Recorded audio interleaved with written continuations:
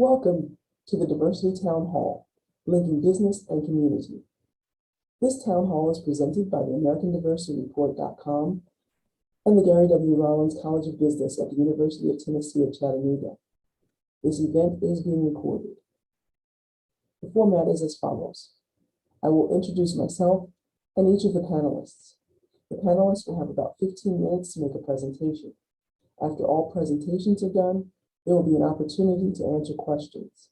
You can submit your questions via chat, and we'll try to get through as many questions as possible. So let's get started. I am Dr. Gail Dawson, Associate Professor of Management and Director of Diversity and Inclusion at the Rollins College of Business at the University of Tennessee at Chattanooga. Our first panelist is Deborah Levine. She is a Forbes magazine top diversity and inclusion trailblazer and editor of the AmericanDiversityReport.com. She is passionate about religious diversity. She served as the Interreligious Affairs Director of the American Jewish Committee in Chicago, coordinator of the National Workshop on Christian-Jewish Relations, founder of the DuPage Chicago Interfaith Resource Network, and former executive director of Chattanooga's Jewish Federation. She is an award-winning author. Her writing has won a National Press Association Award and International Books for Peace Awards. She's a longtime advocate for women. She founded the Women's Council on Diversity and was honored by the Women's Federation for World Peace. Our second panelist is Eric Fuller, President and CEO of U.S. Xpress Enterprises Incorporated.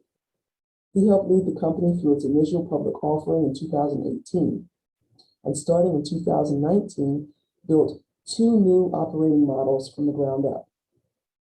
A first-of-its-kind digital fleet variant and Xpress Technologies, the company's reimagined digital brokerage division. He also guides the company in corporate responsibility and places a focus on dedicating time and resources to creating a diverse, equitable, and inclusive workplace. He is a staunch advocate for the trucking industry and lobbies for a range of regulations that promote safety and environmental responsibility. He serves on the board of directors for both the American Trucking Association and the Trucking Alliance, a trucking safety advocacy group. Our next panelist is David Ortiz. He's a highly collaborative diversity and inclusion leader with a solid human resource generalist background, coupled with progressive marketing communications expertise. He is especially passionate about building effective diversity and inclusion strategies from the ground up and engaging community stakeholders in an authentic way. He served on the board of La Paz and has worked for Blue Cross Blue Shield of Tennessee and Oracle. He is dedicated to guiding organizations and individuals to think, act, and lead inclusively. Our final panelist is Lorne Steedley. He serves as the Vice President of Diversity and Inclusive Growth at the Chattanooga Area Chamber of Commerce. He has worked in Atlanta, Boston, and Baltimore as an equity leader with applied program and project management experience in community building, philanthropy, and civic participation. He has served on the board as a board member for the Four Corners Development Corporation, which developed the Langham Court project in Boston's South End community, and as a project manager for Boston's Department of Neighborhood Development. He led Modus Consulting USA, LLC, a management consultancy that provided management, operations, and training services to groups engaged in transformation, including nonprofit organizations, corporations, and government entities. So let's get started with Deborah Levine.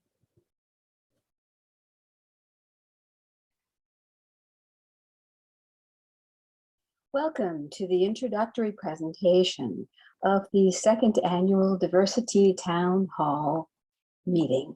I'm Deborah Levine, the editor of the American Diversity Report, and I'm going to begin this wonderful town hall meeting with an overview of diversity, inclusion, equity, and belonging. And I appreciate both the eagerness and the anxiety about the future of the diverse workplace. And I'm often asked to predict what that future will look like. Predicting the future requires looking at the past. And here's where I'm going to get a bit personal and take you back to New York City about 40 years ago. I had graduated college with a degree in anthropology based on cultural structuralism, along with science of storytelling. I was excited about getting a job, but I was considered esoteric and somewhat irrelevant. I was offered no position whatsoever. I was not about to give up, so I went down to an employment agency in Manhattan. But the moment I walked into the door, the office manager guided me to the all-female table and informed me that I would be required to take a typing test. I moved towards the all-male table where they were going to be interviewed for an executive position. The office manager said, "No, you can't go there." I insisted. He again said no. I moved towards the table. He blocked me physically. I said, "I'm going there." And he said, threatened to call the police. There was no interest in diversity at that time. And I finally became a Gal Friday, a popular term back in the day for an assistant secretary who also made the coffee. Like many women in this position, I eventually opted for entrepreneurship and created my own dance company. When pregnancy halted my performing, I went to graduate school and designed a master's degree in urban planning to focus on the arts and economic development. It was only when my internship boss informed me that he would hire me that I was too pretty and he wouldn't be able to keep his hands off me, that I decided to use my family's connections in networking to find myself a job. It's a networking ploy that many people have used, but I had hoped I wouldn't have to. But it did eventually get me a job in an office that suited me, yet no one else wanted to touch with a 10-foot pole. It's a common hiring opportunity for women who get to fix what others have broken. So I became the director of interreligious affairs at the American Jewish Committee in Chicago and the coordinator of the National Conference on Christian-Jewish Relations. The term religious diversity did not yet exist, but the experience that I had shaped how I viewed diversity for decades, seeing it as deeply embedded in our belief system. Now, it would be decades before the belief system would be replaced with the term thought diversity. And part of that process depended on the progress of technology. Because with technology, we had access to more cultures, broader expansion of our mindset into a global one. And it gave us an idea of perhaps how people think elsewhere. It was probably not a coincidence that I was made the IT manager of the office, as well as its interreligious affairs director. Now, advances in technology resulted in, as I said, new local global connections as companies competed for diverse markets and suppliers, and diversity became formalized in company policies that cited the traditional categories of diversity, including race and ethnicity, gender. And there was pressure to recruit a more diverse workforce, but efforts were often more aspirational than action-oriented. Recruitment and promotions continued to favor those who looked like the status quo. But when 9/11 happened, there was a monumental change in our society.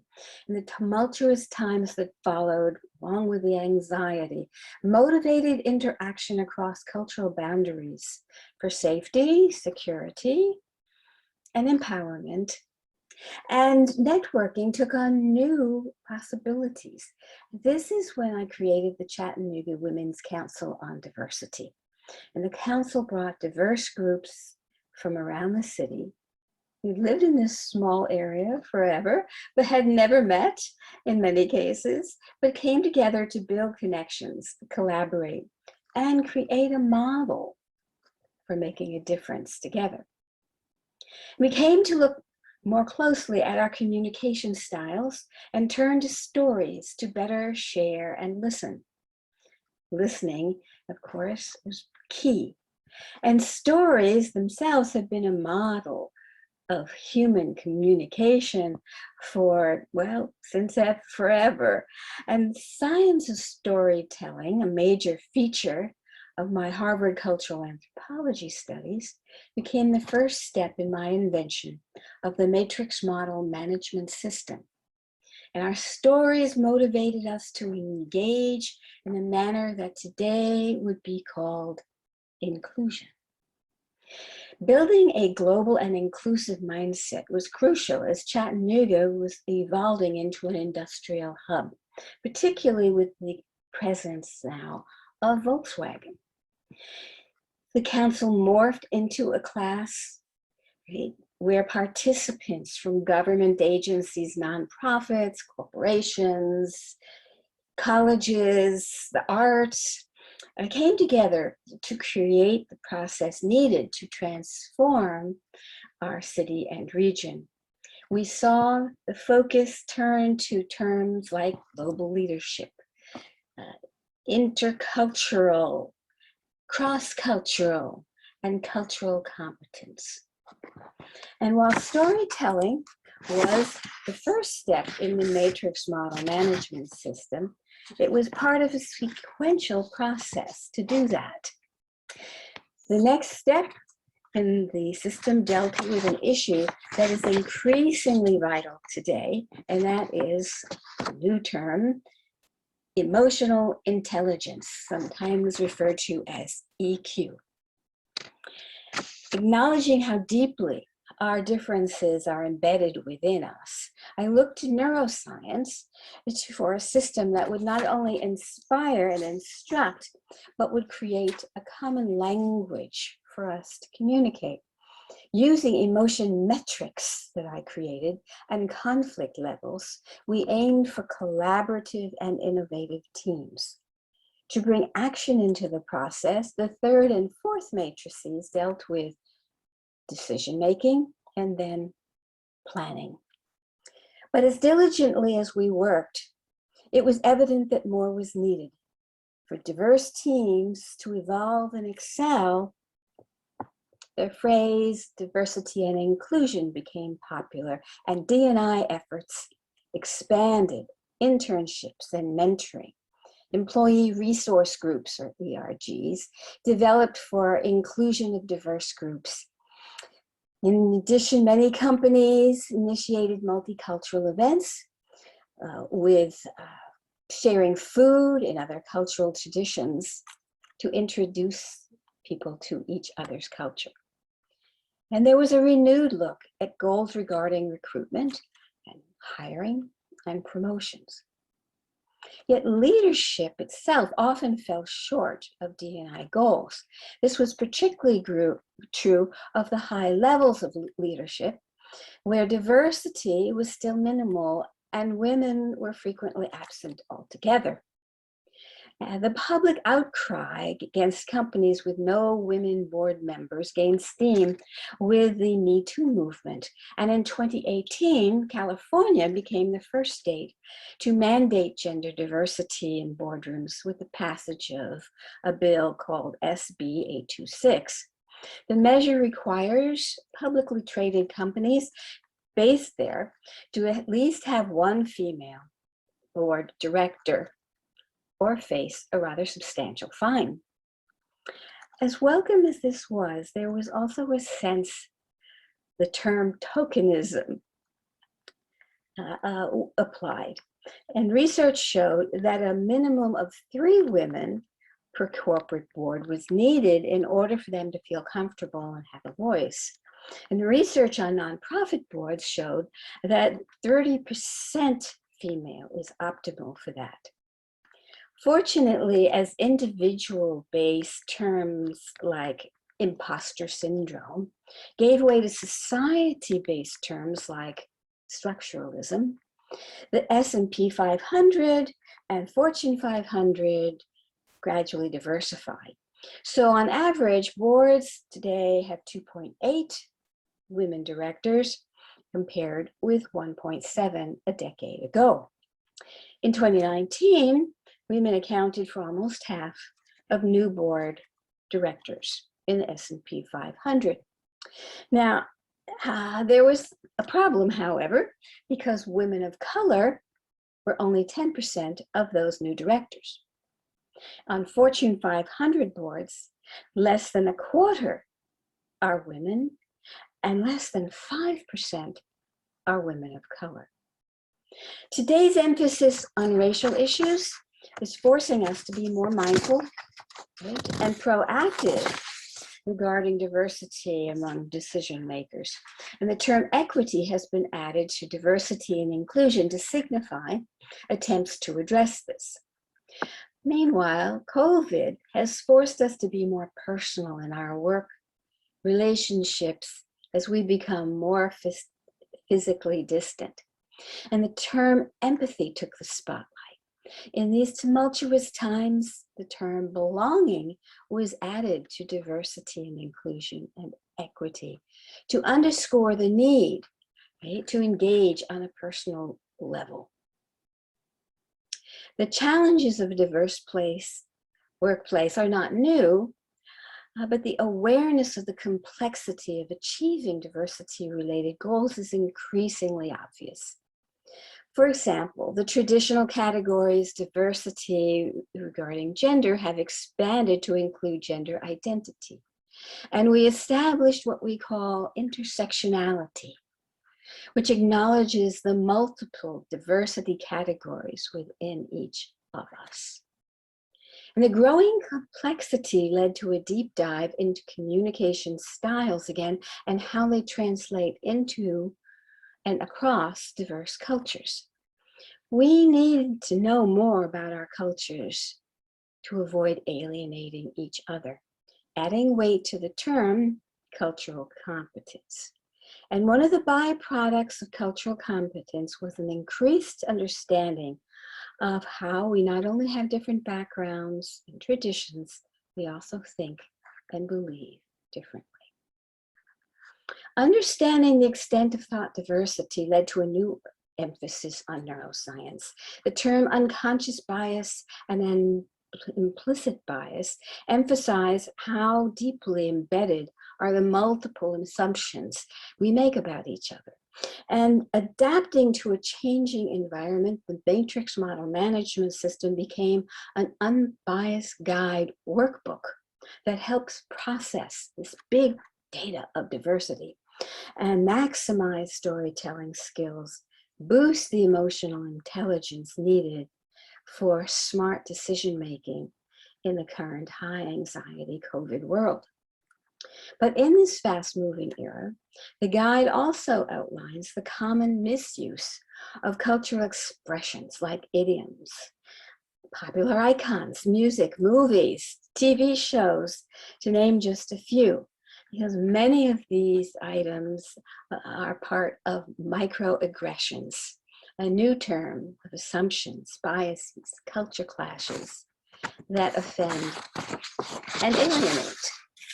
And the microaggression term is also a response to our growing sense of urgency, which sometimes translates into a need for quick fixes.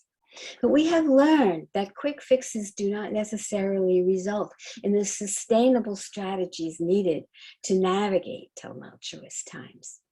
And as we deal with societal changes regarding issues of race and color, shifts in employment, particularly of women, and a growing divisiveness that has led to increase in hate-related groups and rhetoric, successful DEI strategies need to involve both businesses and community efforts. Mentorship, scholarships, training, forums, and cultural exchanges are more important now than ever. Online technology increasingly highlights our challenges and magnifies our differences.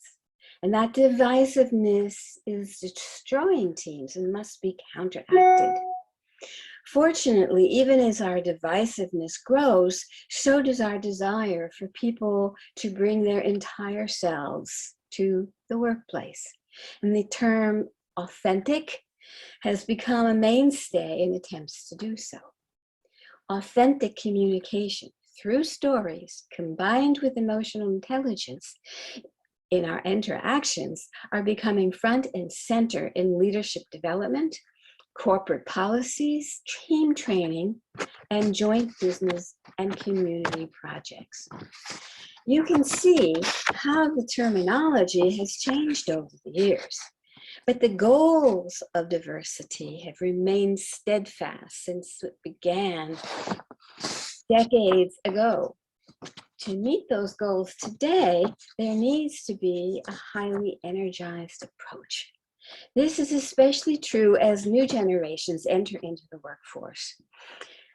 They have a passion for making a difference, and DEI must be actionable and results oriented. And if we are going to make a difference, we need to be constantly learning. Ours is a quickly changing world, as you know, so diversity strategies must adapt accordingly. We will need to continue to re-examine our DEI programs and evaluate their effectiveness and sustainability. Our connections to community will need to be a constant focus of our DEI work as we educate, retain, recruit, and promote a diverse workforce, as well as support diverse vendors and engage diverse markets. Ongoing learning is central to the cultural competence that allows that engagement. But a major element of that competence has received little attention. That element is religious diversity. Many organizations avoid any discussion of religion, of spirituality, yet our belief systems underlie much of who we are and how we structure our daily lives. This is a constant in the human experience, and it has intensified with the COVID reality. That's why I designed the quick reference religious diversity cards and included them in a book I produced with my colleagues called Religious Diversity at Work. Our goal is not only to address microaggressions, but to demonstrate what's now called allyship. Allies show empathy by actions, like avoiding conflicts over scheduling and respecting dietary restrictions, two rather simple but very important ideas for being an ally. Now, you may not be 100% in your efforts, but they do demonstrate that you care, as do questions when you're unsure and apologies when you make mistakes. The personal element of DEI is valuable and always has been. Don't be afraid of being esoteric and irrelevant, by the way. Instead, consider yourself as a futurist. another popular term today. And having said all that, we must acknowledge that the interpersonal element of DEI cannot be effective without a sophisticated approach to company policies. Those policies must reflect both the legal and interpersonal elements of DEI and be in writing with easy access. COVID has forced workplaces to change in so many ways and continues to do so. So these policies must also change and reflect new ways of diversifying the workforce. Yes, these times may seem chaotic, but chaos theory teaches us that the most creative place in the universe is at the edge of chaos. We may be there, but we can take advantage of it. Thank you. That's quite a transition from the early days where you weren't allowed to even apply for the jobs, the positions that you wanted to see how diversity has changed so much. I'm sure that makes you very optimistic for where diversity is going. We are, I think, in a time where maybe it's a bit messy, but I do believe that we can make of it something amazing, and that there are many people out there determined to do so.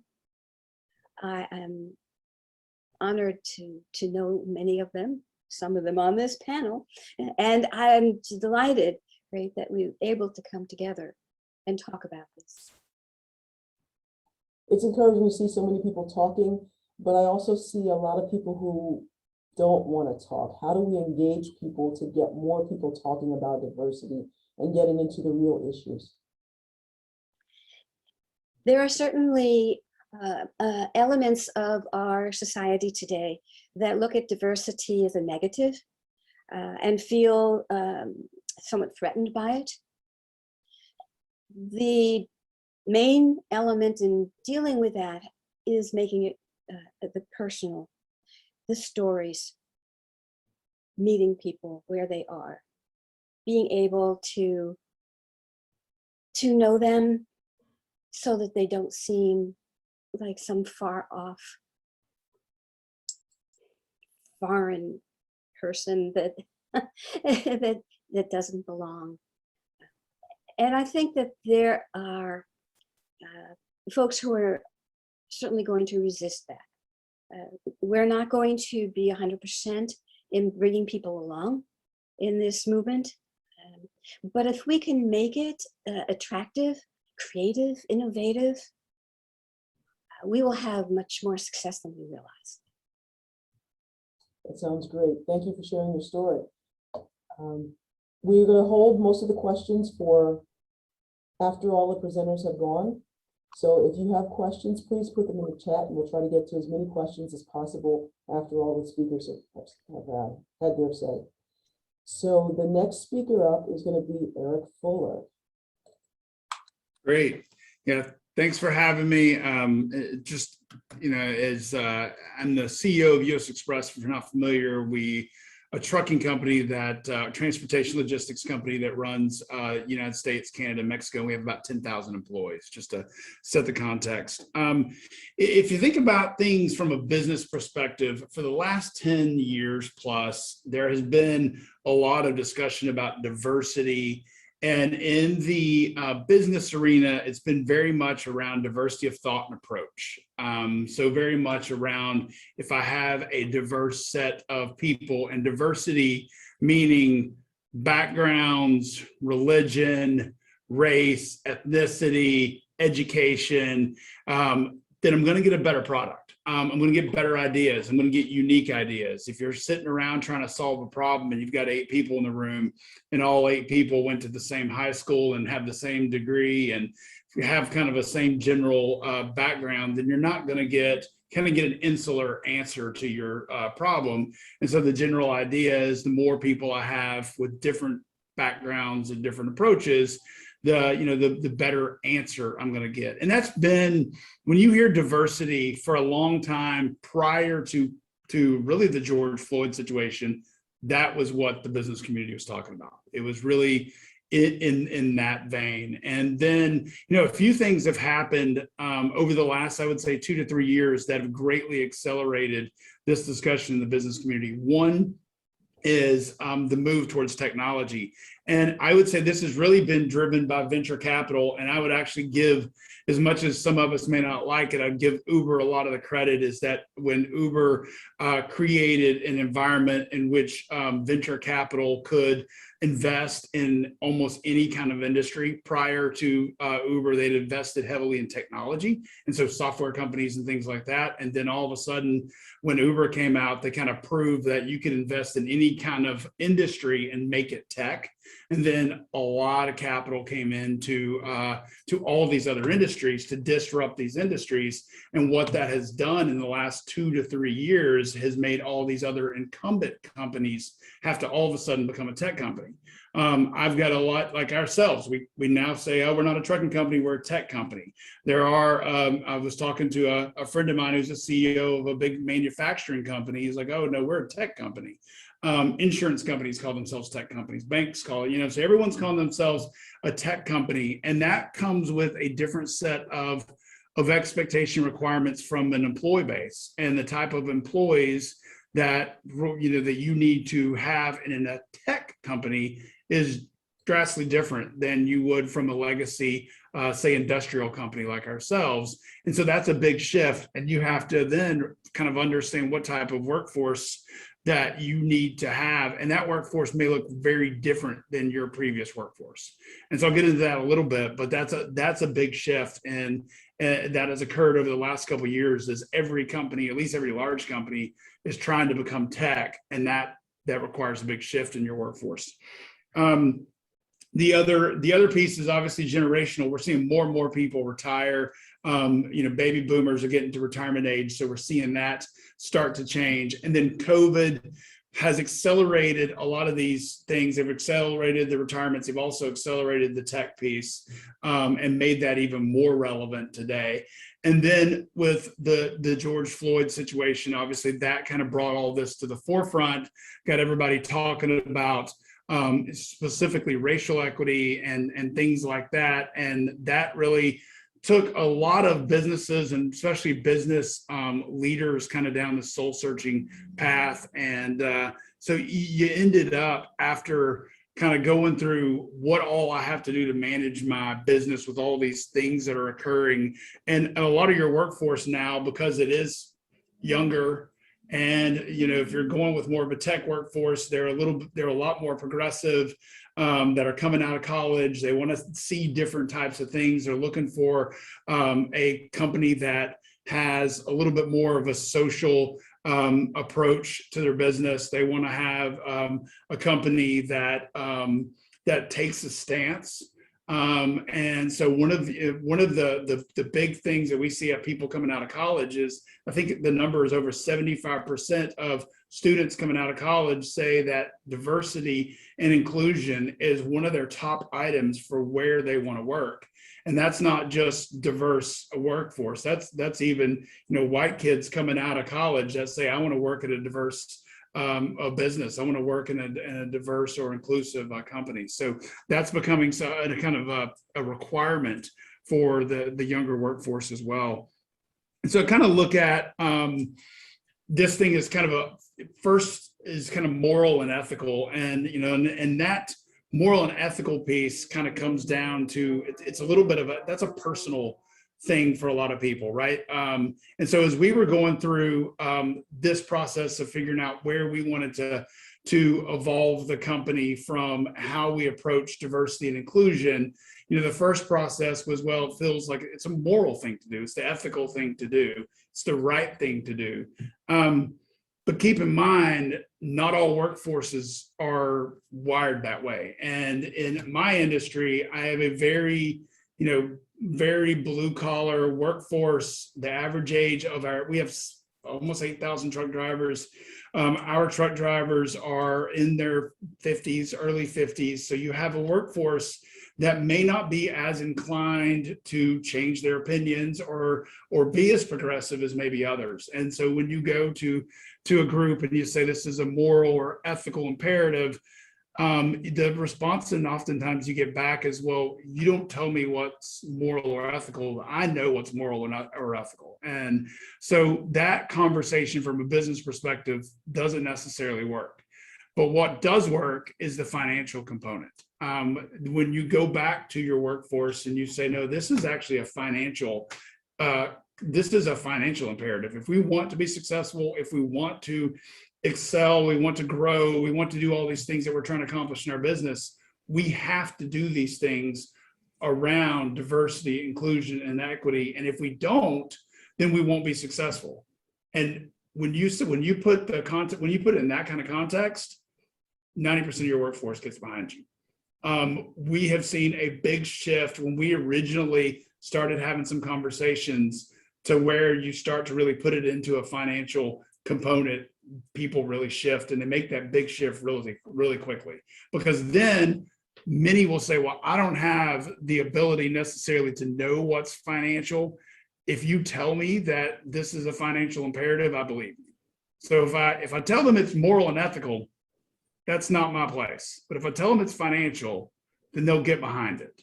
And so it's a sometimes you have to go a different path to get somewhere, right? And this is in the business world, a lot of times is you do have to make it a financial journey to get people to where you want to get them to. And it's not just lip service. I mean, to be honest with you, it's very much a financial situation that we're dealing with. So I'll give you a little bit of context. I've been, I have some concerns, and I don't know that everybody on this call is in Chattanooga. So, you may be in a mid-sized city or whatever, but I have some concerns about where the business world's going as it relates to small, mid-sized cities like Chattanooga competing against places like Dallas and Atlanta and other areas that are much more diverse and have a lot more of a diverse community. And I think that smaller, mid-sized communities have a real problem if they don't embrace diversity and inclusion. And that's all across the board. And I'll give you a couple of stories, but as we went through this, trying to hire a new type of workforce and younger workforce, we found a lot of issues on trying to find people in Chattanooga that could meet our needs. In fact, we opened two offices, one in Atlanta in early 2019, and one in Phoenix, Arizona. And specifically, those two offices are where most of our growth is happening today. And it's happening because we're hiring a younger, diverse workforce, and that workforce doesn't exist in Chattanooga. Some of it's skill set based, but some of it is where people want to live and work. And we've had a number of employees that we've tried to bring in to the Chattanooga market. And previously, when we would try to bring people in, we'd bring them and their spouse to Chattanooga. We'd put them up in a hotel on a Friday, let them stay the weekend. And by Sunday, they were ready to sign because it's a nice city, it's pretty, it's, there's all sorts of outdoor stuff. And then we started going after a more diverse workforce, and we started batting like 20-30% and getting a lot of people that didn't want to come. In fact, I had a woman that we really wanted to hire from New York City. She was Korean, and we brought her here for the weekend, and she called Saturday morning and says, I'm leaving early and I'm not interested anymore. And we asked why, and she said, because there's no community for me here. There's no, there's no one that looks like me. There's no restaurants here. It's just not, there's no, that level of diversity for me doesn't exist. And so that we're hearing that more and more and more often. And we've also tried to hire a few Black executives from other cities. And when they come to Chattanooga, they see that it's a very segregated community and they don't want to be there. They feel more comfortable in Dallas or Atlanta or somewhere like that than they do in Chattanooga. And that's something that the community here has to change, or we are going to fall further and further behind from a business perspective. And businesses are going to have to embrace it too. And I think some of it is businesses in their life cycle, some that are saying, I'm not trying to grow, I'm not trying to become this tech company, I'm just kind of happy where I am. I think that's a little of a risky approach, but if that's who they are, they're like, well, I don't need all this, new younger people. I don't need this new approach. So therefore this is less important to me. I think that's a foolish approach for a lot of reasons, but I think that, if they don't get behind that this is something that they're going to have to adopt and adapt to, it's going to happen. It may be for some people, they may be able to wait another 5 or 10 years, but the workforce and the demographics are greatly changing, and you're going to have to shift that direction. One thing I want to hit on, and then I'll go back to Gail. There is a little bit of a personal journey for a lot of people, and I'll give you a little bit of personal journey for me. Is for a long time I was always very, very supportive of diversity, inclusion, but I'm not quite sure I knew what that was. And I also think that a number of us that are my age or a little bit older executives, we come from a generation where you don't talk about race, you don't talk about sexual orientation, and you don't talk about things that make people uncomfortable. You just don't do it. And I didn't. And it was probably around the time frame of the George Floyd situation where I started making myself very vulnerable, and it was very uncomfortable. And I would have conversations with people in the community, in my business about, and it was, I had conversations with Black individuals. I had conversations with gay individuals, and I just asked them. And I'll tell you what, I was so uncomfortable. I felt like I want to crawl out of my skin even having this conversation. And I found I was more uncomfortable than they were. And as I had that conversation, I learned so much. And I've really pushed in my organization, go have uncomfortable conversations. And I think it's those of us that have kind of grown up like this that fear it the most, because when I sit down with somebody and I ask them questions and I start to learn about things in their life, it's eye-opening. But we're taught, I was taught, you don't do that. You don't ask that. Oh, no, you definitely don't ask, anything about anything like that. You stay away from that. But it's imperative. And I think it's really important. And those that friends of mine, especially in the business community, that have gone this direction, at least aggressively, have gone down the same path. They've gotten into that point of they go and they ask uncomfortable conversations, and they make themselves vulnerable, and it's an eye-opening experience. And so that's just, a little bit about my personal journey. And it's a new journey. It's been, year and a half, 2 years, but it's been something that's been eye-opening for me, and something that I'm really pushing internally in the company to try to get others to think that way as well. Gail? Thank you for sharing that. It's really interesting you talk about having to pull in the community, because there are some things that if you are in a community that is not very diverse, that you do have to work a little bit harder to get the diversity in your company, as well as more acceptance in the community. And we can probably touch a little bit more on that at the end, because I'm sure Lauren's going to mention some things about community as well. Is there anything else that you wanted to share before we move on to? No. Great, thank you. David. Hey, Gail. Thank you for your comments, Deborah and Eric. Deborah for sharing your pioneering lens, and Eric for sharing your perspective as an executive and an individual on this ally journey. As Gail had mentioned in my introduction, I am D&I professional. I've been with Blue Cross Blue Shield of Tennessee. I'm currently with Oracle on their diversity and inclusion team. And I also served as on the board of La Paz, Chattanooga, the local Latino advocacy agency.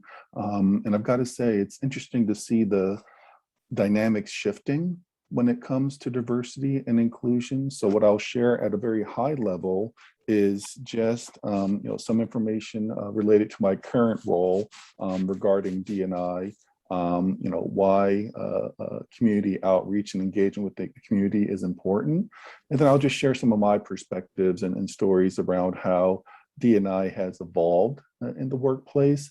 And I think most of us on this Zoom call today can share that the expectations have shifted in the organizations. And Eric referenced this, there is this desire to have these conversations in the workplace that when I was coming up in corporate, we really didn't talk about. There was things you did on professional time, and then stuff individuals dealt with on their personal time after hours, after 5 p.m.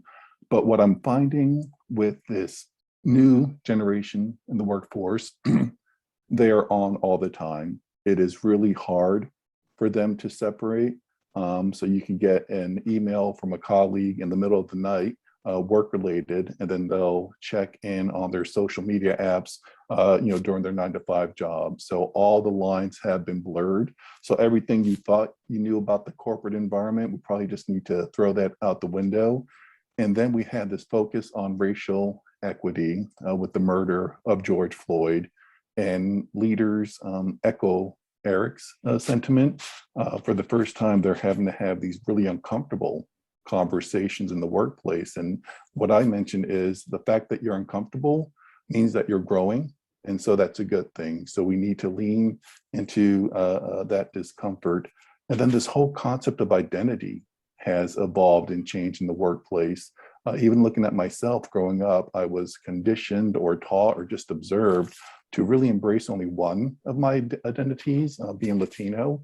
But it wasn't here until recently that I really researched what it meant to be Puerto Rican. Both of my parents were born on the island of Puerto Rico, and just the heritage in the island, some indigenous roots there, some African roots there, some European roots there. So I say a piece of this work is learning your history. Deborah and I connected, can't believe it's 15 years ago now, Deborah, when she launched the American Diversity Report. And she was a pioneer at this time. She was facilitating conversations on diversity before we knew what blogs were. And this was in early 2006, so before social media had become mainstream. And that's the type of forward thinking that is required to have these conversations about diversity and inclusion. So in my role at Oracle, we do work with the strategic framework around diversity and inclusion, and our CEO gets it. She is one of only a handful of women CEOs. And I was in a session recently where she spoke to some recent college graduates, and she gave them 2 pieces of advice. She said, be yourself and ask questions. And those really are the tenets of diversity in the workplace, because she realizes we're an innovation company. Oracle is a technology company, so we're working on some really innovative ideas when it comes to machine learning, artificial intelligence, databases, and digital transformations to the cloud. And we know that employees have great ideas. So how do we get them to share their ideas and perspectives? And it really is when you create a culture to allow individuals to be themselves, and a culture that is inclusive, where individuals feel inclined to share their perspectives and ideas. And as a reminder of why I do what I do, I keep some Crayola crayons on my desk. And this is one of the newer versions. I don't know if you've been to Walmart or any store lately, but they have colors of the world now. And this is really heartwarming to me, being in the DEI space, because when I was growing up, there were only 2 colors that you could really use to color individuals, the brown crayon and the peach crayon. So now they have up to 32 colors. And I share that because representation matters. When individuals see people like me, whatever that means for them at all levels of an organization, it means that they can aspire to things like leadership. One of the worst feelings in the world is feeling as though you're alone and you're not seen. And if you don't feel that way in an organization, well, if you don't feel seen in an organization, you're just not going to be engaged. So that's why this diversity and inclusion work matters. So we do focus on things like recruiting with an intention on diversity. We are sharing data even externally, because what we find is you need to have data as part of the conversation regarding diversity and inclusion. Otherwise, you're just talking about a topic in an abstract fashion. We're also investing in next generations of students through scholarships, for example. We're recruiting with an intention on diversity, and at the same time developing our talent, leadership development programs. What are the requirements for success? So having conversations about career growth and progression, even with diversity that we have in the mix. What I find is some individuals may be hesitant to give feedback because of diversity, but when that happens, the individual is missing out on the development opportunity. And then another piece is community, both internal and external. So part of our outreach efforts to connect with our communities is a way of giving back, good faith efforts for outreach. But we also have internal communities, our employee resource groups. And these are groups that gather around a common dimension of diversity that talks about issues that are important to that group. Now, these groups are inclusive, so you don't necessarily have to reflect that dimension of diversity to participate, and they're voluntary. You're not required to participate. We also have an executive sponsor of each employee resource group, so an executive at the organization who lends their social capital and expertise to help the organization, the employee resource group, deliver initiatives with impact in the organization. And what I instruct individuals to do is to connect with an employee resource group if they want to increase their cultural competence. Whether your company is a multinational corporation or a US-based corporation, we are working in a global environment. And I've got 5 kids at home, and it just amazes me how connected they are and all on the time. And I have to educate them on stranger danger in a virtual environment, but they're engaging with individuals from around the world, having conversations, playing online games, accessing content that is developed, again, from anywhere in the world. And this is the reality. So we need to embrace this and also look at diversity and inclusion with that lens as well. So what can organizations be doing differently when it comes to diversity and inclusion?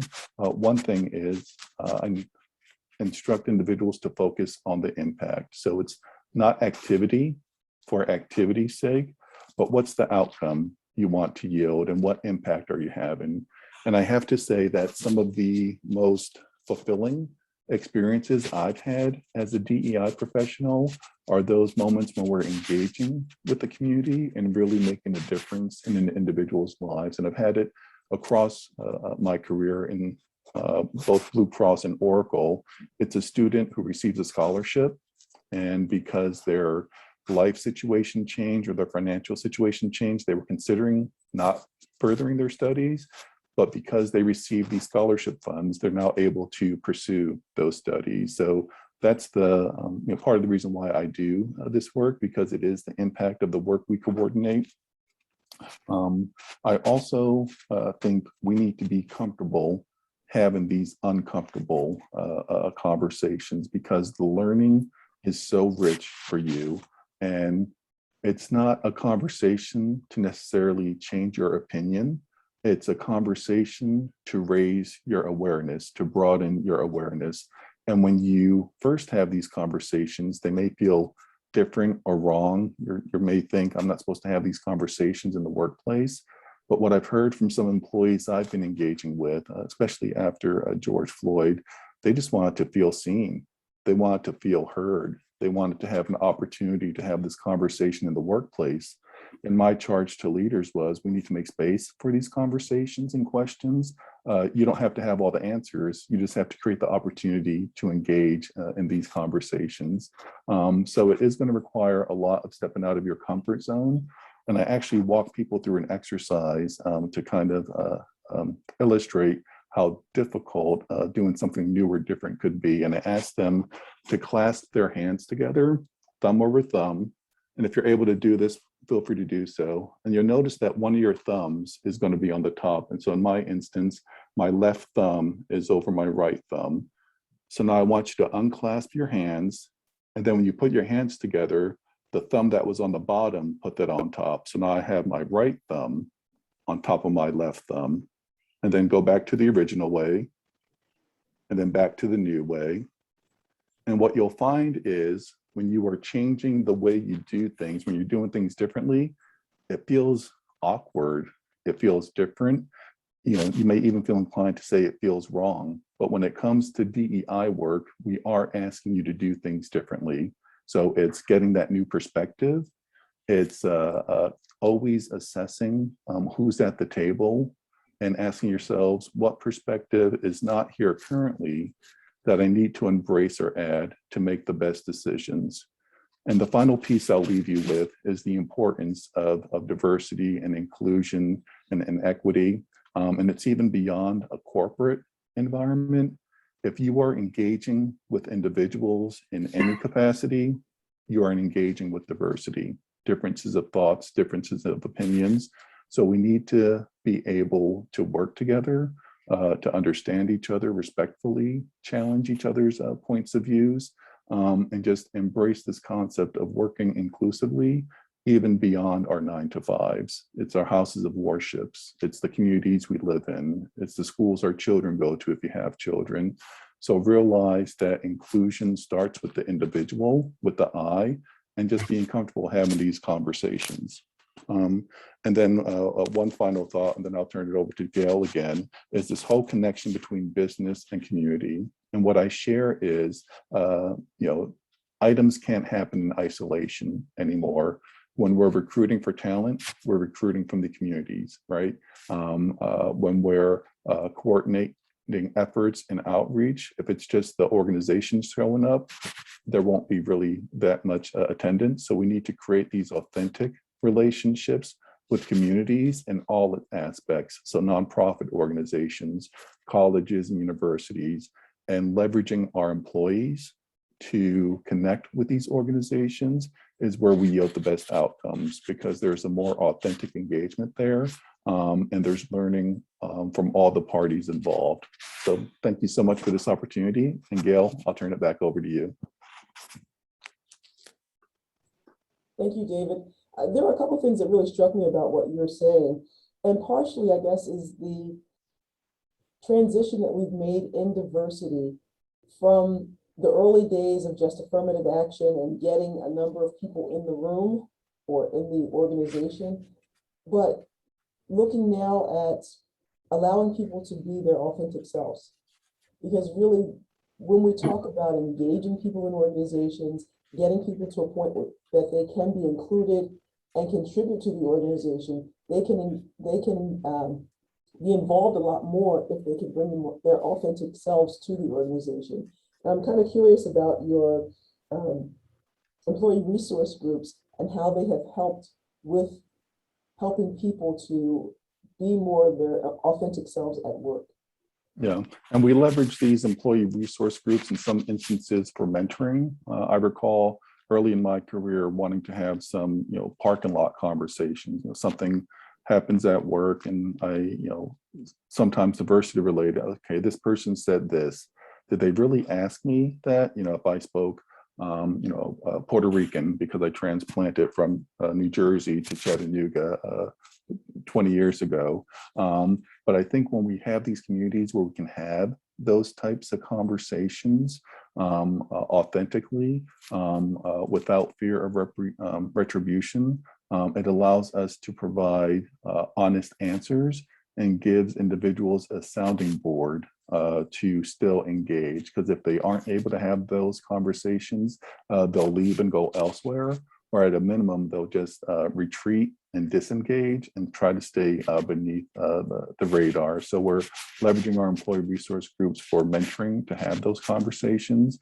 And as Eric had noted, when we do some onboarding for our new hires, both campus and professional, we do include an element of diversity and inclusion because we see a tremendous amount of interest in our diversity efforts and our outreach efforts as well. Things like volunteering and corporate social responsibility. And organizations need to ask themselves and become comfortable, do we have a culture where people want to come work and then grow their careers? So having to answer those questions, and a piece of that is highlighting or profiling some of your employees and having them share some of their authentic stories as well. So that's why I'm such a huge proponent of employee resource groups, because it just can't be human resources or diversity doing all this work. It's when you have individuals throughout the corporation and in the communities engaging in this work, that's where most of the heavy lifting gets done. Thank you for sharing. And I'm sure we'll have lots of questions after everybody's done. But we're going to move on to Lorne.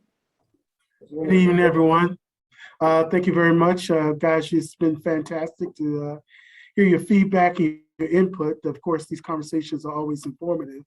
But I'm going to take a little bit of a different bent. It kind of picks up on some of the previous comments. But much of this, when I came on as the Vice President for Diversity and Inclusive Growth, much of it was just, as Eric sort of alluded to earlier, just looking at the business case and a business case for racial equity.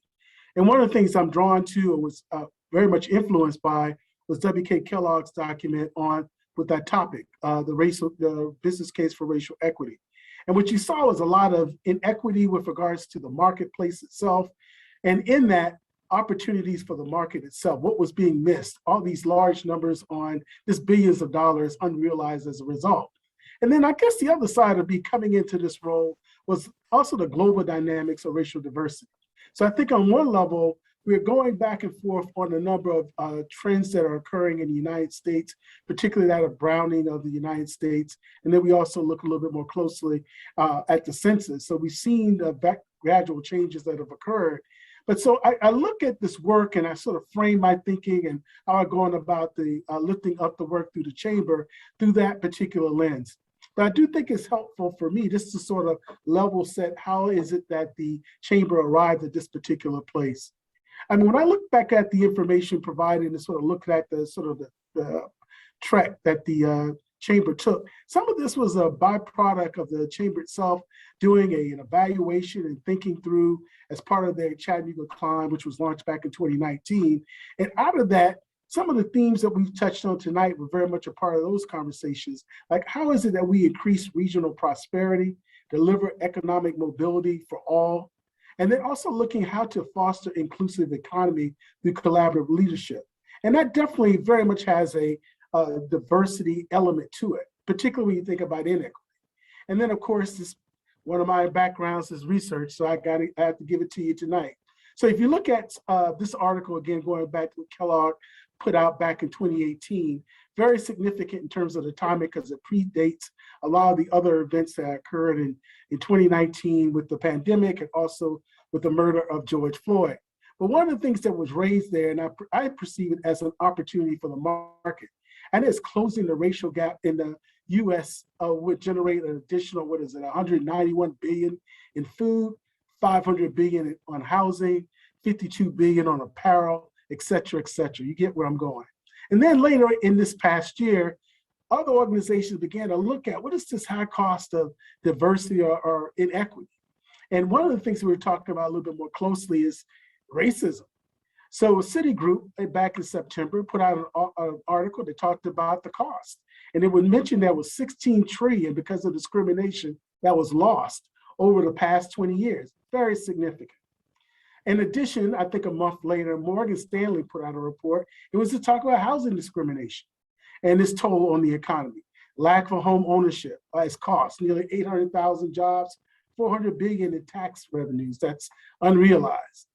Again, looking a little more closely at the consequences of inequity, and that is looking at the distinction between household differences. You're looking at white households, 171,000, compared to Black households of 17,100. Again, in terms of this wealth. Now, I sort of lay these things out to sort of level set my coming into the chamber and some of the work that's taken place since I arrived. One of the things that we were very committed to as a chamber was looking at some of the things that we lifted up in Chattanooga Climb and its application. And what came out of that was, for myself, speaking to a number of other chambers around the country. And in those conversations, what are some of the efforts that took place like after George Floyd's murder? What were some of the CEOs around the country recognizing that the role of a CEO, the role of corporate was a little bit broader? And how might we, through a business case, make the case for how we look at equity? So the chamber, I wrote it and we released it in May of this year, a CEO pledge for racial equity. And much of that was this focus more on being intentional around recruitment, retention, looking at everything from board development to also procurement. How is it that we can expand, become a little bit more inclusive growth? In addition, after we had that particular release, we also went a little bit further at the chamber, looking at the DEI Advisory Committee. And this is a cross-section of leaders leveraging DEI to build a business case for Chattanooga and Hamilton County. And again, what we're talking about is from the lens of talent, procurement, investment, engagement. So we had our first meeting back in August, and we're due to have the second this coming Wednesday. So these are some of the things that contribute to what I would say is the foundation for some of the transformation that gets a little bit closer to that inclusive growth. And I'll tell you where I'm trying to go with this. And this next phase is looking, I have a slide. I don't know if Gail was able to access it, but if not, I can really talk it through. It was a slide I largely talked about the transition and some of there you go. Thank you very much, Gail. And these are the global dynamics. And as I stated earlier, how to look at this from the standpoint of global dynamics and its impact on the US market, Chattanooga specifically, and what is our role in this space. Now, if you look at this real closely, I think one of the things that I look a little bit more closely at is looking at the population shift. We've seen as it relates to the United States that there's been this gradual browning of the United States. But quite frankly, if you look at the global stats, the population is considerably that more of color. And I know it's not that the DEI is not exclusively on a racial front, but I do say from the point of view of a business case, here's the opportunities for markets, here's the opportunities for products and services that further makes the economy much more inclusive and inclusive growth economy as a consideration. Now, the reason why I focus on these numbers, if you look very closely, one in Asia, 1 point was 61%, and that was in 2010. And then also Africa, you're looking at 2010, 15%. The combination, if you look at the global composition, is largely like 76%. As we get to closer to 2050, it's going to be closer to 80%. And the reason why that stands out for me the most, it poses an incredible opportunity. Yes, it's that DEI conversation, but how can we as Chattanooga look at as a place of opportunity, a destination for which we embrace this inclusive economy, we embrace inclusivity as a community. And again, some of the things that are resonated from this slide, I spent, not included in my introduction, I did a fellowship at the University of Cape Town in South Africa. And one of the things that the business school there, their focus was on emerging markets. And I tell you, one of the things that always struck me as we look at globalism, local and regional, as we think about it, it's that the continent itself, that of Africa, is 54 countries. Some of the largest GDP for Nigeria is $514 billion. And it's equally as large for republics like South Africa as well as Egypt. But I raise this point because of the level of engagement. You're talking about 10 people representing the world's population walking through the door, 8 of which would be of color. 8 of which would be of color, and 8 of which would be of color that's not Hispanic or not that Latinx. That's in addition to the Latinx and Hispanic. So it's a very diverse global environment. So the nuances of those particular, the growth and opportunity of that growth population shift is going to be very significant going forward.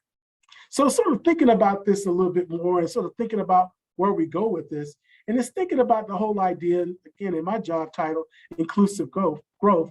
How do you building off this inclusive growth? As I stated earlier, it's almost like an infrastructure. The chamber is thinking of this, like how is it in some ways you're preparing?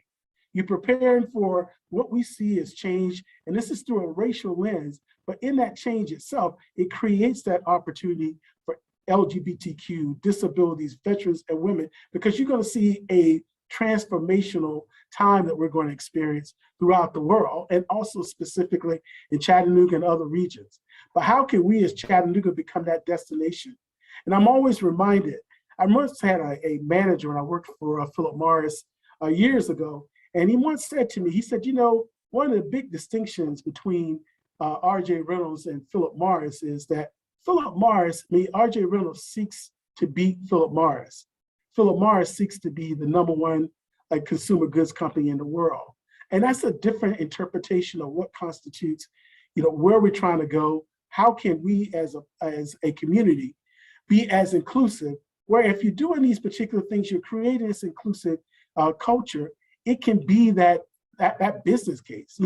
Racial diversity can be that business case. It can draw talent, innovation, investment in a way that if you are striving for that effort, and we're creating that type of natural infrastructure, which we're doing through these diversity, as I said, the DEI advisory committee with the racial pledge, there's a lot of activity that's already beginning to create the synergy. And as I mentioned, this particular window looking at through DEI is not going to be something that's racially focused, because if done correctly, it will attract and draw in, and it represents the LGBT community, disabilities, veterans, women as well. And then finally, I think what I really think we want to talk about a little bit here is that common misperception that inclusion is one group gains while another group loses.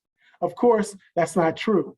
My father was a Marine, United States Marine, and he would say, he was a chef. That's where he learned his craft. And he would say, if you want to change the recipe, if you want to, in fact, feed more folks, you basically expand the ingredients, and you measure that, of course, and then you have more people to serve. And I think in some ways we have that opportunity at this venture, and that is to be an inclusive growth economy. And we can achieve similar outcomes for Chattanooga and Hamilton County. And it's almost like in this space of diversity, it's a space of opportunity and space of growth. And it goes central to some of the themes that the chamber itself has laid out for our work. So with that, Gail, I'll turn it back over to you.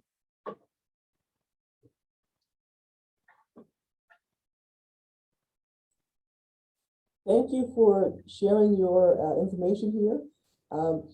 I guess we really want to open it up to some of the questions from the participants. And I'm going to scroll through and find some questions that we want to look at. Here's one. Someone says, I use artificial intelligence as a part of my DE&I consultancy.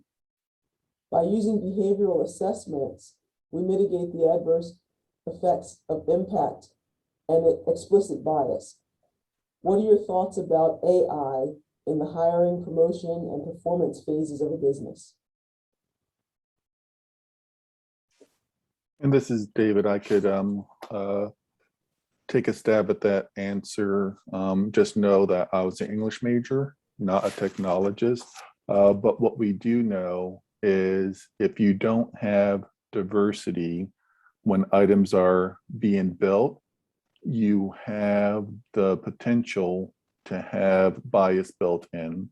So for example, I know when you have artificial intelligence in self-driving vehicles, there was a study I read that mentioned if you had a darker skin tone, you were 10% less likely to be recognized by the vehicle. So whoever was calibrating the parameters, recognition of skin tone colors didn't have enough of a spectrum. Or if you've had the experience, and now it's happened to me, when you have these automatic sinks in the restrooms and you do the pass and it doesn't turn on, and the person next to you, they're washing their hands. The other person on the other side of you, they're washing their hands.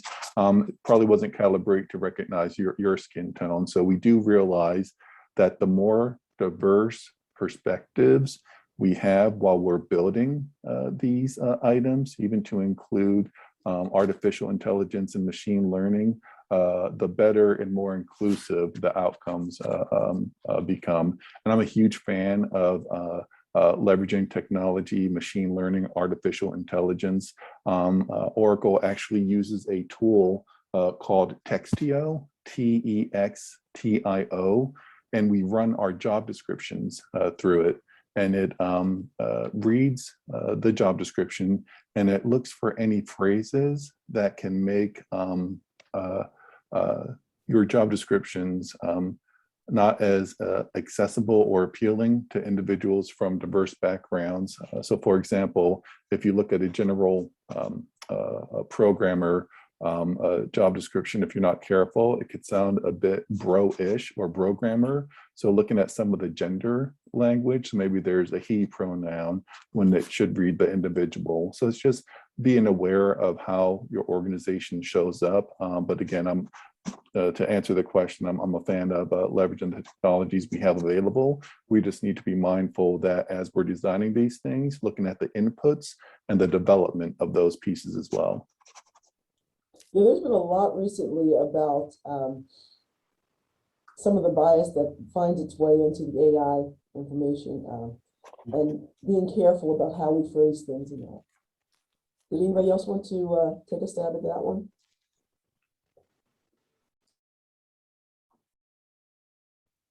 Okay. Our next question is for Deborah.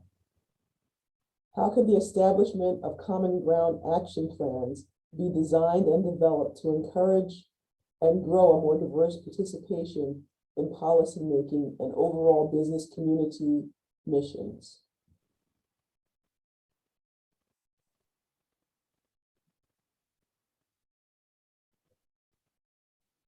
Okay, so the issue of common ground, I think, is one that doesn't get as much discussion these days as it should, because there is definitely a number of issues that can provide common ground. For example, regardless of our diverse backgrounds, ethnicities, gender, generation, whatever, most of us are hoping to make this a better world, make the community a bit more vital, and bring people together. And corporations, businesses have long done projects with the community to do just that. Sometimes it's foundations, sometimes it's projects, sometimes it's individuals that you, as one of our panelists said, that you encourage to do this.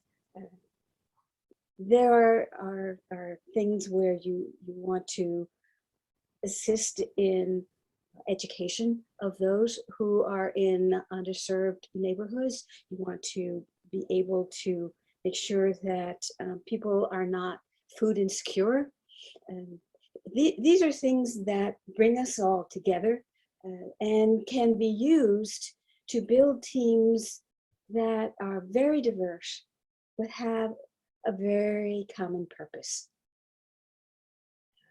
That's why so many corporations are doing these kinds of projects, partly because they're ethical and moral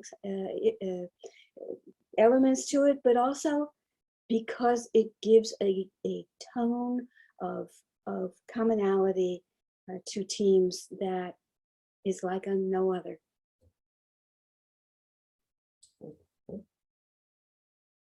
Here's another question. A community board of directors to advise a business board of directors by getting a diverse body from the community, including students, educators, religious leaders, clergy. It says, I served on a community board as a student in 1977. I was wondering if something like that would be feasible or feasible option for corporate environment. The board I sat on was a public community health clinic, but I guess it's about the feasibility, asking if it's really feasible to have more of a community board of directors to advise business boards of directors. Yeah, I think that would be, there's already a good bit of levels or layers of oversight, and I think it would be that. I think there would be an opportunity to leverage that in situational cases. So if there is a situation, then there could be a community group that could be brought in to advise in certain situations. I think it would be tough to have that be an actual group that kind of operates on a regular basis. I think that just the nature of board of directors is right or wrong is that, they can solve all problems and they don't need all that additional help. And really, if you build the board of directors the right way, you should have a diverse board of directors that has the ability to handle those issues as well. And so if you have that diversity within your board, then you shouldn't have to leverage an additional group for that specific situation or that specific type of situation. Yeah, I think that would be key to make sure that we really have the diversity that we need on the board to begin with. Yeah, absolutely. And in most cases, unfortunately, that doesn't exist today. The NASDAQ, you mentioned, Deborah, on California. Well, no, NASDAQ has announced that as of beginning of 2023, you have to have diversity, additional diversity on your board. So you have to have a female. You also have to have an additional diverse board member, and that is identified either a racial minority or an ethnic minority.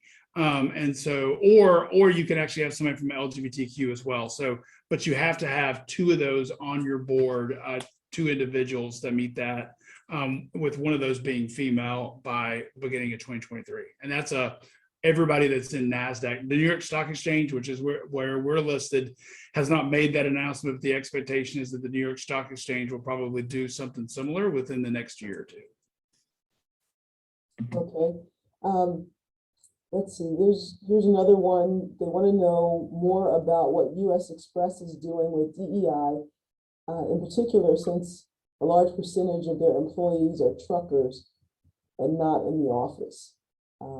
What has their journey been like thus far? Yeah, it's, we've started a diversity and inclusion council that is helping to advise us. We also, some of you may know Wade Hinton. We have partnered with Wade to be our chief diversity partner. So he is kind of an outsourced chief diversity officer. We were at a point where if we were to bring in a chief diversity officer, it would have overrun us. I mean, we were kind of in this phase where we have to build the program. And so bringing in Wade kind of helps us kind of stair step our way there. And then in 2 years, our intention is to have a full-time chief diversity officer. And, we've also been very intentional about, you may know, we hired Brian Johnson to be on our executive team. So we were bringing in, and that, to be honest with you, that had nothing to do with diversity. It had to do with the fact that we had a really strong individual who, was looking to go into the private sector, and it was a perfect fit. But that does, help to hopefully send a signal to the rest of the organization about the type of, individuals that we want in the organization. One thing I will mention is, and this surprises everybody when I tell them, truck drivers, 55% of truck drivers today are African-American. And so everyone has this kind of Smokey and the Bandit, the guy in the cowboy boots, the cowboy hat. That is not a truck driver today. Most truck drivers are Black, and you go to any trucking company in America, the entire executive team's white.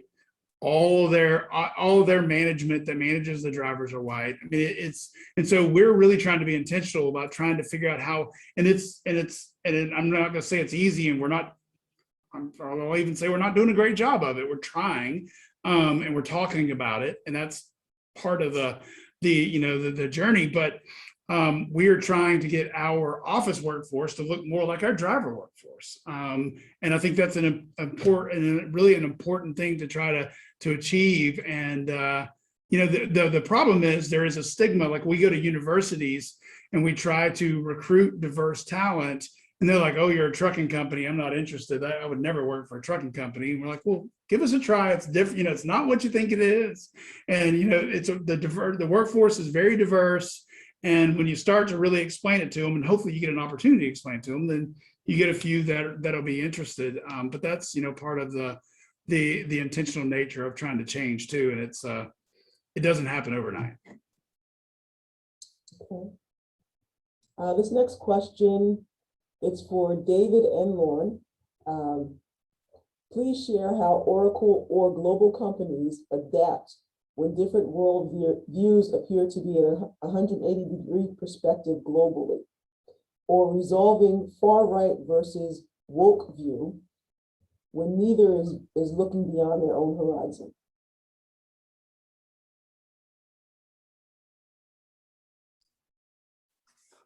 And Lauren, do you want to take that? Do you want me to start? I guess I sort of touched on before, and it's something that Eric mentioned before. I think, one, it's about competition, it's about talent, it's about procurement, it's about growing business. It's about being a destination of opportunity.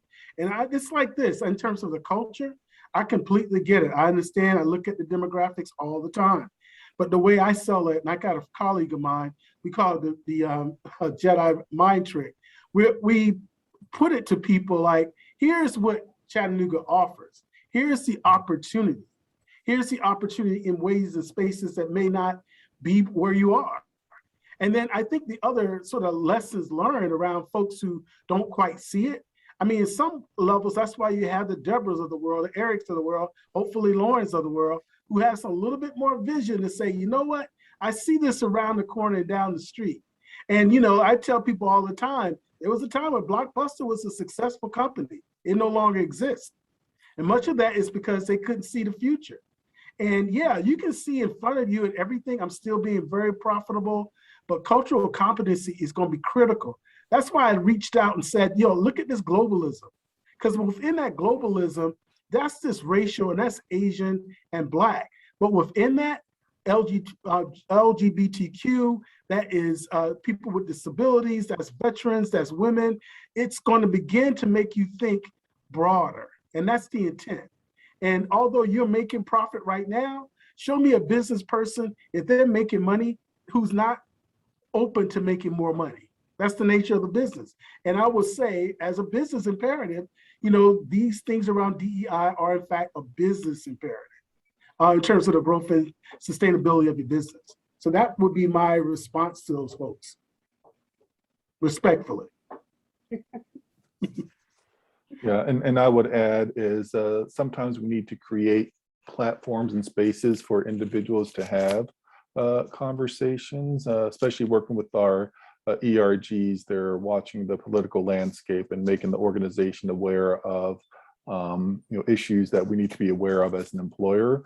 And in some cases, I have to be honest, we do have to take a step in and monitor some select conversations. Hey, this isn't the venue for those types of conversations. But it goes back to a previous point I meant. We just need to be able to have dialogue to broaden individuals' perspective. And I'm not naive enough to think that everybody's just going to embrace this wholeheartedly. So there's a philosophy I came across. Sometimes you need to meet people where they are, and sometimes you have to leave people where they are. They're not ready for the conversation. I find that until an individual has had their aha moment, which has happened a lot more recently with this focus on allyship, or when diversity becomes real to them, maybe it's impacted a member of their family or a friend or somebody in the community, that's when they're more open to the learning. But barring that, just having conversations, raising perspectives, and inviting individuals to join, and eventually there will be enough momentum in the organization that they'll soon be really uncomfortable if they haven't bought on to diversity and inclusion. I'd like to add something to that, Gail. Blue Cross Blue Shield here in town a few years ago did an amazing project. It was a bus tour of different religious organizations and institutions to just give people an idea of where they were, go inside, what it is like, expose them to different cultures that way. That was such an amazing experience for so many people. To not just hear about it, but to experience it, to open and broaden the mind so they could indeed be able to process some of the information that they were getting. And we may need to do more than that. Just have that experience as well as the discussion. That sounds like a great opportunity. And honestly, I've done something like that with my HR classes. Unfortunately, because of COVID, I've had to back off of that a little bit, but I do something I call experiences other, where I have students go somewhere they have to go alone. They have to go somewhere they've never been before. They have to surround themselves by people who are different on some diversity characteristic.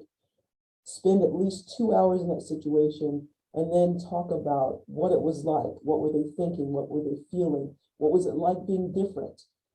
And some really amazing things have come out of that, where students are a lot more enlightened once they see what it's like to be that other.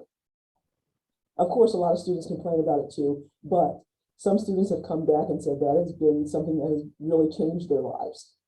So I wish everybody could do something like that, to just see what it's like, put yourself in somebody else's shoes, to take a look at what's going on.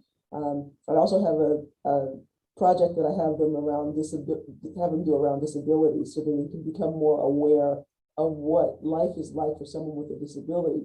My goal really in that is to help the students before they get out there in corporate America, to be more aware of some of the things that they're going to face and some of their employees may be facing, so they won't make so many of the mistakes that some people in corporate America have made. Let's see, there's another comment here. I'm going to change this one just a little bit because it mentions some specific universities, but it's for Eric, and it says, check out, I'm just going to say some of the historically Black colleges and universities in trying to get more diversity. They did mention a few specific ones, but being a product of a historically Black college, I'd just like to say, look at some of the historically Black colleges when you're talking about recruiting and getting some of that information out there. Yeah, I'll give you one comment on that has been tough for what I'd say a mid-sized to small-sized company is in the last year and a half, the FedExes and the UPSs and the Coca-Colas and the McDonald's. And so we've gone to a couple of job fairs at historically Black colleges, and unfortunately, you've got these large, big companies that kind of take a lot of the energy out of the room. And so, we've tried to figure out how to be a little more creative, and it's partially for that reason. Right now, that's, things may change and we may be able to, leverage other. So what we've looked at is maybe even building relationships with professors and things like that instead of going to the job fairs, because the job fairs, we don't really get a kind of a fair shake because of our size and visibility. But I think there's other ways, and we're starting to explore those other ways to build those relationships. Okay. Here's another, this one's a kind of long one. I'm going to try to condense it down a little bit. But they're asking, how can companies prevent falling into the trap similar to the too often purposely sabotaged affirmative action programs where color was used to fill seats, purposely selecting less qualified people and kind of sabotaging what should have been the effort of creating more diversity in organizations? Yeah, I will say for us, we've been very intentional about a couple of things, and the whole, I guess, quota is not a great word, but it's the whole feeling as well. I have to hire so many of certain demographics does create an expectation of that. And so what we've really been intentional is a couple of things. One is communicate, show kind of a leadership at a top level that we're being intentional about who we're hiring, the type of people, and so creating expectations for the rest of the organization. But then also it's the pipeline. If you can bring in 10 people that you're going to interview, and very intentional about being diverse about where you go find those people and the type of people and the backgrounds that they have. And so out of the 10, maybe 3 or 4 diverse candidates, and you'll start to see more diversity in your workforce, and people will get behind it a little bit more. When you try to tell different people within an organization that they have to hire a certain number of people out of a certain ethnic group or racial group, then you do get a pushback. And I think it's actually setting that person up for failure, because then there's an expectation of, well, I hired that person because of what they look like. And then they don't get a fair shake in the job. And they don't even if they are very capable, they're kind of looked at as, well, it was because I had to do it. And if you let them make that decision that, wow, this person really is the most qualified individual and I should hire them, it's a much better, and I get that it's not as always as easy as that, but it's a much better way to set that person up for success as well.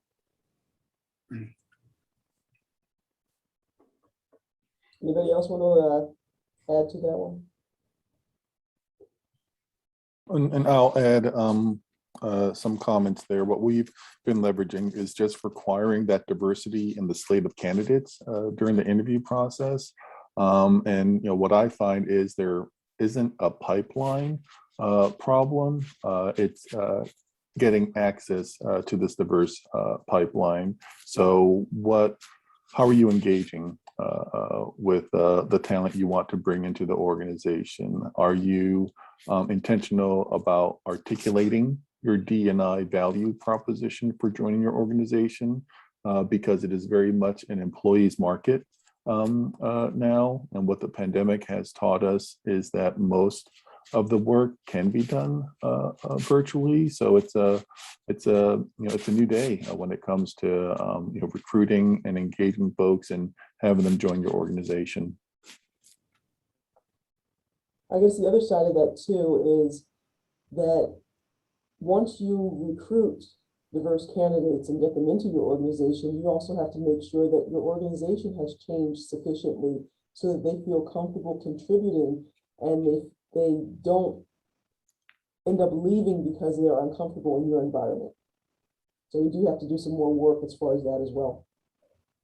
Agreed. It's having individuals become aware of their role in these inclusive cultures, setting individuals up for success. So, advising what the rules, written and unwritten, are for success, the rules of engagement, and again, giving individuals access to the resources they need to be successful. Because I think you're doing the individuals you bring into the organization and the organization itself if you don't set these individuals up for success.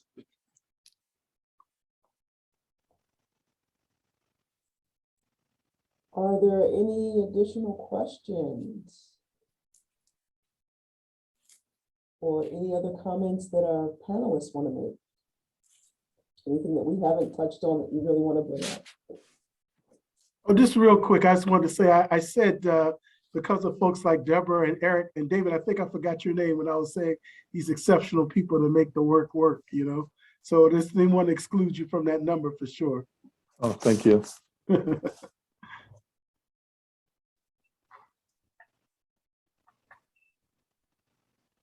Any other final comments? Well, and some advice I give individuals, it's so easy to look at organizations and see where they are in their D&I journey and, think about how far you have yet to go. But my advice is to start where you are with what you have.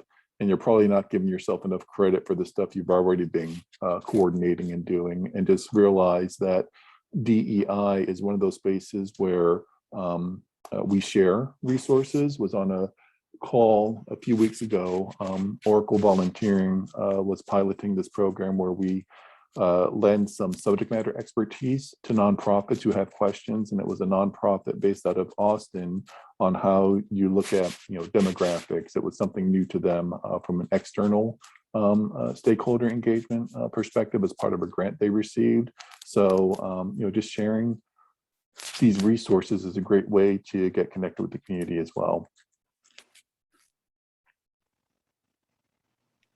And I'd like to add that I'd love to see people who are tuning into us today think about how diverse they are themselves. And many people don't see themselves as someone who is diverse, but we all have a variety of backgrounds, whether it's geography and history, whether family and DNA, our belief systems, where we live, our generation. If you would like to make a list of all the different pieces within you that are diverse, you will start to look at the world a little differently and enjoy it. Enjoy the diversity, see it more, and that will help everyone to do the work that we're trying to encourage today. That's one of the things we really need to have a very broad perspective of what diversity is. A few summers ago, I walked into a classroom. It was the first time I was teaching my diversity class in the summer. And it was a very small class. The very first day, I had 5 students that showed up for class. I walked in and they were all white male and between the ages of 21 and 28. And I looked around, I was like, wow, this is really interesting for a diversity class. But when I really got to know the students, there was so much diversity, even with those 5 young men. Different backgrounds, different perspectives, different ways of thinking. And it all adds to the richness of the classroom experience. So we really need to think about, instead of having a very limited view of what diversity is, I look at it this way: we all have a piece of diversity that we bring with us. And especially in a diversity classroom, it takes each of those pieces. When we add all of that together, we create a very broad picture of what the real world is. And I can't tell a person what life is like for them. I have to rely on what they're saying about their experience and their background. So diversity is a very interesting topic, at least for me. I do have a slide for resources. If we want to go to that now, Deborah, is that what we want to go? Okay, let me see if I can get there.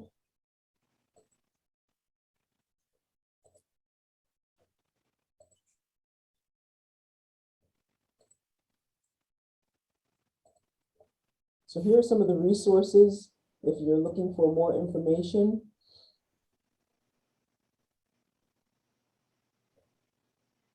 And I guess I could put that in, whoops. I could put that into the text box too, so that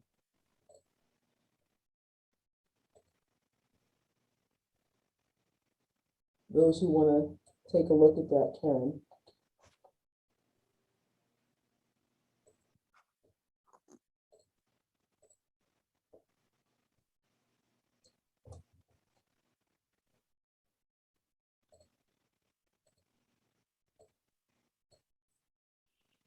While you're working on that slide, basically books that I have written, workbooks for resources for the workplace and diversity. Let me just urge everyone who is interested in this topic to also write, because it is transformational personally, but it is also an inspiration for other people. What you're doing, how you're doing it, how it's turning out, what are the roadblocks, what are the successes, and how can people follow your lead? We also have a little poll for you, just to kind of get a sense of what you enjoyed and that kind of thing. Unfortunately, I realize that this will not let me do open-ended questions. So if there are some other topics that you would be interested in seeing, if you will send us an email. So when we start thinking about future town halls, we can get the topics that you're really interested in, or maybe some of the speakers that you're interested in, and answer some of the questions that we may not have gotten to today.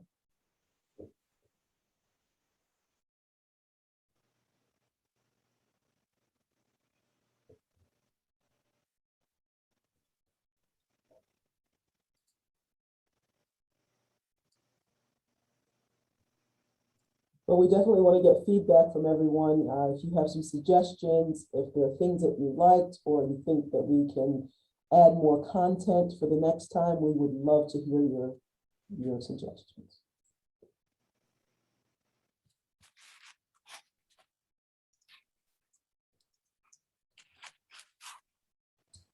Do any of the panelists have any additional thoughts that you want to leave with our participants?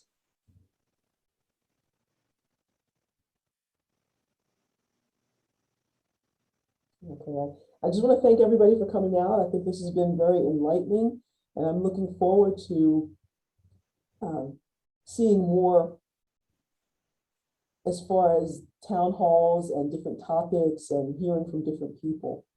So thank everybody for being here. And thank especially to our panelists. Thanks, everyone. Thank you, guys.